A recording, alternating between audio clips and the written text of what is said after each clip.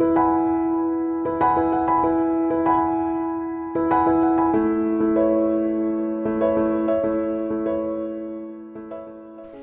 hello there! My name is Mangrovejane, and this video continues my video journal series of what is happening in my first life and my second life as my studies come to an end. It's a series where I discuss the things I've been thinking about and writing about, as well as the journey of my visual adventures. So, Saturday I finished my gallery sitting stint and bumped out. Bump out is always a little bit bittersweet, but it definitely all comes down easier and quicker than it all goes up. I always pack everything away meticulously, especially equipment I've hired, simply because I like to check and double check I have it all and I haven't lost anything or left anything behind. Switching off those gallery lights for the last time though felt a lot more emotional than I expected it to be. It was such a lot of work and at times incredibly stressful, but I am so very grateful for the opportunity and the experience. On Monday, I had to take all the equipment back to AV Dispatch at uni. Now, these guys work really hard, and I've always found them really patient and willing to jump in and help every time I've needed it. There are 4 of them in the office, and they handle all the hiring of equipment needed for all sorts of things, mostly to do with technical and exhibitions. Dealing with a lot of technical things for my exhibitions, I've had a lot of dealings with AV Dispatch, and every time I do, I am grateful for everything they do and the extra mile they are willing to go.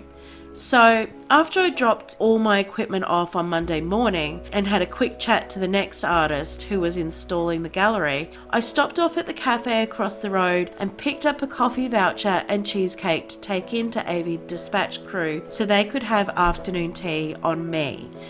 I also managed to catch up with Nicola, the gallery's manager, on Friday for a quick coffee, and so I could give her a couple of bottles of wine for all her amazing work. She is a really talented curator, and she is the type of person that you can chat to for an hour and then wonder where all that time went, because you realise at the end that you both haven't stopped talking and it's been a really good time. We briefly touched on the idea I've been talking about for an exhibition next year, and she encouraged me to apply for a space at the galleries in the next round, which is kind of a bit exciting because that would mean I would have everything I need in order to make that group exhibit happen. And I know I talk about her a lot, but I had another interesting conversation with my friend Kath, in which she said something that really changed my mind on things and kind of broke through the fear I was feeling. She said that at the master's level, we are not necessarily contributing to new knowledge. We are trying to prove our mastery over our subject. I have spent so much time freaking out that what I know isn't enough. It's not adding enough to the knowledge already out there. I completely misjudged the level I was at because, you see, academia is quite the hierarchy. An undergraduate degree says you have attained a baseline skill level needed to be competent at a job in the area you are doing that degree in. A master's degree says that you have attained mastery over your skills and concepts within your research topic. It means that you can form a project, research, and complete that project around a specific topic.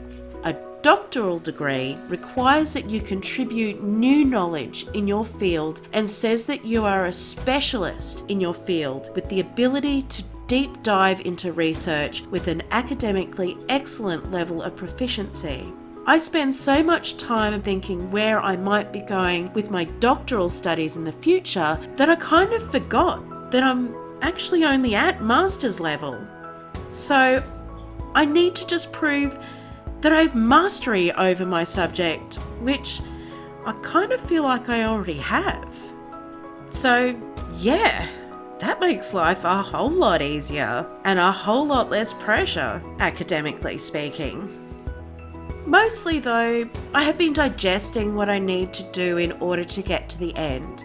All the critiques and feedback I received over the past 2 weeks has been playing on my mind, and I know I have to change things up in order to produce the best end artwork I can within the constraints we have been given. I'm still feeling a bit snarky about the combined graduate exhibit exam space. I think it is really wrong to make us work within such a small space constraint, as this means that we are not able to show our work as it was intended to be seen. That being said, I have never worked any project without constraints of some kind, and I can either whinge and cry and carry on like a diva, or I can reimagine what I am doing and just get on with the job. I managed to get some real life photos done this week. Some interesting patterns in amongst the cityscape. Also some close-ups of a flower arrangement that was on a table at the concert I was at. I liked playing with the depth of field and focus while being really close up. It gives some interesting effects. It would be interesting to try to get right in close in things in Second Life and see how that works with the depth of field settings as well, or tweak it in post-production and try and make my own depth of field in the background. It's just an idea to think on the next time I'm in there and taking some new photos. So that is what I'm doing. I now have to go through and curate all my Second Life photos and reprint them at different sizes so they fit together well in a salon type hang. I'm also heading out to all the second-hand stores over the next few weeks in order to buy frames for them all. I have to get back in and redo the images I'm using in the Second Life installation I'm working on and rethink scale a little bit.